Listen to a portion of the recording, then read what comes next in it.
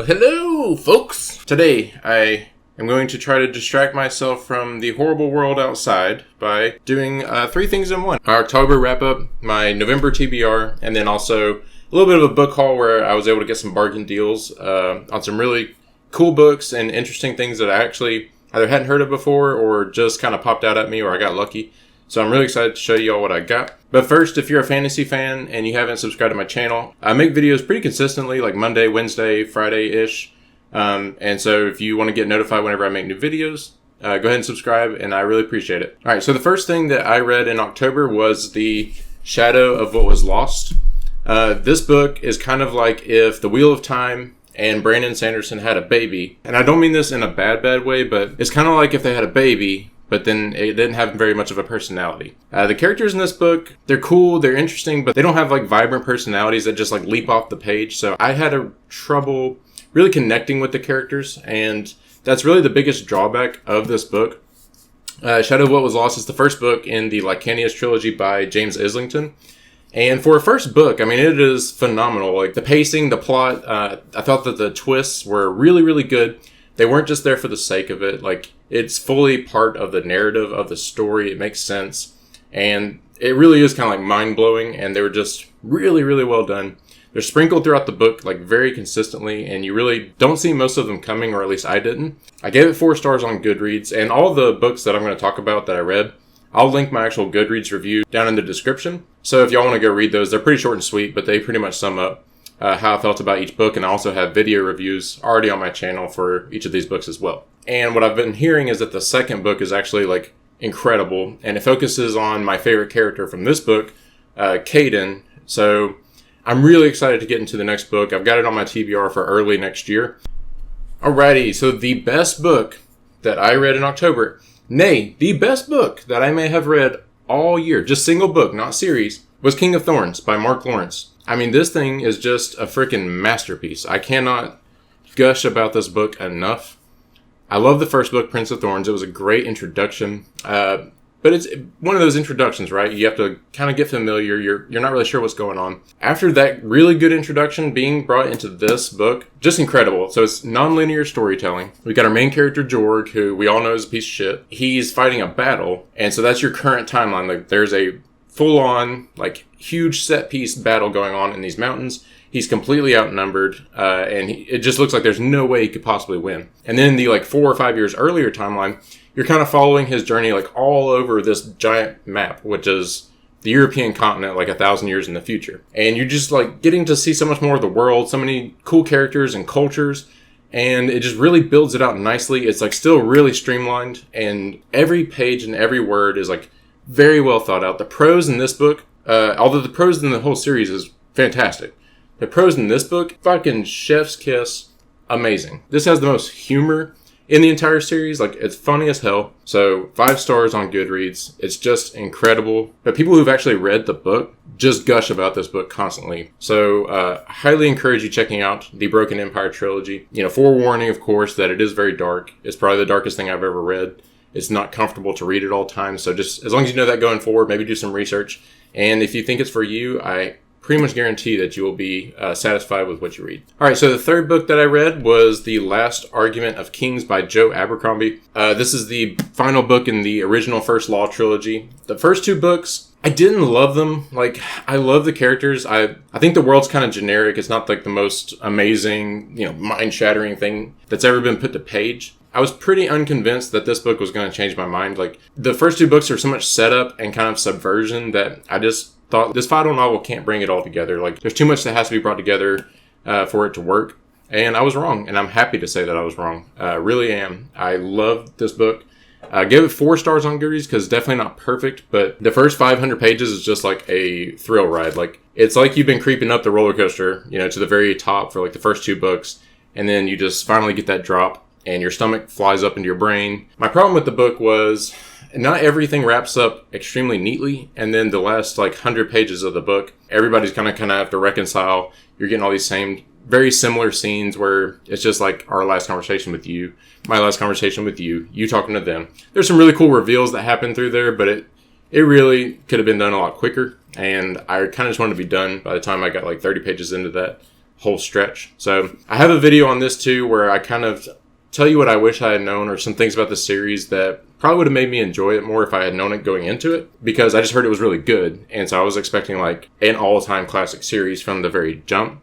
And I don't think that's what it is. But anyways, do recommend the series. This completely turned it around for me. So kudos to Joe Abercrombie, and I will be reading more of his stuff in this universe going forward. The last book that I originally was planning to read was Summer Night in Dresden Files. I did not do that. I actually instead picked up Emperor of Thorns so I could complete the Broken Empire trilogy because I just couldn't wait. So I did not like this book quite as much as I liked the first two. I gave it 4 stars on Goodreads. I don't think it was nearly as tight a novel. I thought that the prose had moments and flashes of what we had seen in the previous 2 novels, but just consistently wasn't up to the standard that the first 2 had set. And that's fine, because I thought that the prose in those first 2 books was like all-time level good. The flashbacks versus the current timeline in this book aren't as tight. There's not that same balancing of tension as there was, especially in King of Thorns. I thought that this book also continued to really force you to kind of reckon with yourself and think. And anything that makes us think, I think, is a positive. And so, very good book. Very happy that I read this instead of Summer Night, which I will still get to in the future. All right, so that is what I read. I really enjoyed October as a reading month. I was very fulfilled. Really one of the better months I've had all year as far as a variety of reading. It was all fairly dark, so I'm kind of happy to get into November. So that transitions me into something a little lighter feeling, although we know it's still dark, which is going to be Stormlight Archive. So I'm currently about 3rd through Oathbringer on my reread. And this whole month is just going to be Cosmere. Just being honest with you, because these books are gigantic. I'm really enjoying Oathbringer. Just some backstory on my first time going through these. I read Way of Kings through Oathbringer all in January, back to back to back. And by the time I got to this book, really like in Words of Radiance, by the end, I was disappointed with the ending of Words of Radiance. Not that it's bad, it's just not my taste. And this book, by the time I got to it, like the smaller scenes in this book, there's a lot of day in the life of or slice of life chapters in this book for like Bridge 4 and things like that going on. And I just don't think I was in the right mood to really enjoy and appreciate what was happening here. It's definitely a book that is kind of fractured. Like it doesn't feel like one continuous narrative. Like part 1 is very distinct, part 2 is very distinct, and so forth and so on. I'm getting so much more out of this now, especially that I've completed all the other Cosmere books and that I've had some time away from Stormlight to come back. And that just goes to show you that like sometimes it's just what mood you're in. Sometimes it's how many of the same books in the same series or type of fantasy have you been reading that maybe you just weren't in the right mood for this book and made you not like it as much. So opinions are very changeable. What I usually look for in people's reviews is like facts about the series and whether that's a type of story that I usually gel with. After I finish Oathbringer, Dawnshard should be out in e-stores, I think, pretty soon. So I'm going to go ahead and snatch that up on Kindle. And as soon as I finish this, I'm going to go ahead and try to knock that out. Of course, Brandon, being Brandon, was like, hey, I'm going to write a 20,000 word novella. Now it's like 57,000 words or something like that. So hopefully I can finish that pretty quickly. And then I'm just going to read Rhythm of War, which is going to take me the entire rest of the month. So that's got my October wrap up out of the way. That's got my November TBR pretty much out of the way. And so I just want to show you a few books that I was able to get on bargain sales recently. And I think they're just really cool. So let me show you those real quick. All right, so the first thing, I got this actually a couple weeks ago, but Robin Hobb, Assassin's Apprentice, paid $2 for this. It is in perfect condition. Really excited about this because I needed this book because it's in my December TBR. I've heard so many good things about Robin Hobb.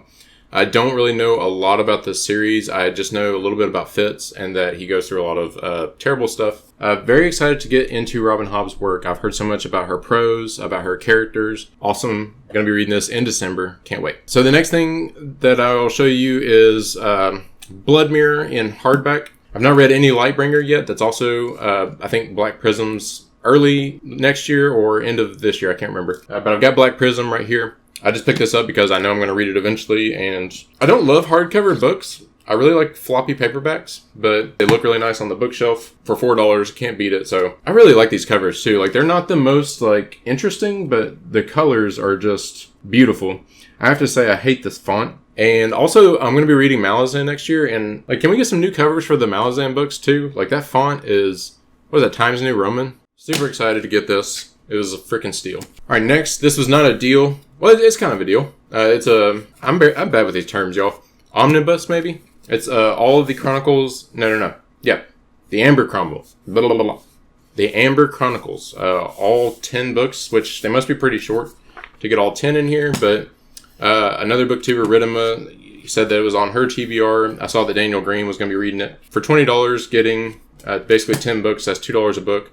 Love that cover. Like, it's just really pretty. I'm really excited to read this. It's on my TBR. I think I'm going to do 1 through 5 in one sitting, and then do 6 through 10 in another sitting. And yeah, there you go. All right, the next one, I got completely lucky. So when I saw it in the bookstore yesterday, actually, it was sitting like this, completely out of section, like not even under the right like letter. It was bothering me that it was turned the wrong way, so I was going to flip it around. Saw that it was Malice by John Gwynne, which is the first book in The Faithful and the Fallen, which I know I need. And so I flip it over, and yep, it's got the used sticker. So it ended up being like $3.75. But I'm so excited to get into this world because everyone just says that it's like just amazing. I just love finding a good deal. There's nothing better than just accidentally finding a good deal. Like, same thing with this one. I think I actually found it just like laying like that over in like the L section or something, and just snatched it up and was just really pleasantly surprised. It's becoming like one of my new favorite pastimes, which is not a good thing because I don't have space for all these books, but that's okay. So the last thing that I found was N.K. Jemison's The City We Became. I also just got it because I thought my girlfriend might like it because she was born in New York and she has a lot of family up there. She's been there, and this is basically New York City. It's supposed to be like an homage to New York City. It's got a lot of fantastical elements. It's got some things described as Lovecraftian, so maybe some kind of crazy horror monsters and stuff. I love the cover. It's very vibrant and pretty. And yeah, I don't know a lot about New York City. I've never been. I've always wanted to. So maybe this will kind of get me in the vibe of New York City since we're in this quarantine and we can't go anywhere. So if y'all have read any of these books, hey, let me know your impression of them in the comments. You know, if you like them. Obviously don't want any spoilers, but if you've read Great Book of Amber or City We Became or Malice or any Robin Hobb, I would love to hear your thoughts and what you think their best works are, or some pointers to know before going into it, because I really don't know what to expect on any of these. So that's all I got for today, y'all. Appreciate y'all watching this video, and if you liked it, like it, and if you didn't like it, then don't dislike it. And if you want to subscribe, that option is available to you. You can totally do that if you want to. Y'all have a great day. Stay strong, and have a good one. Peace.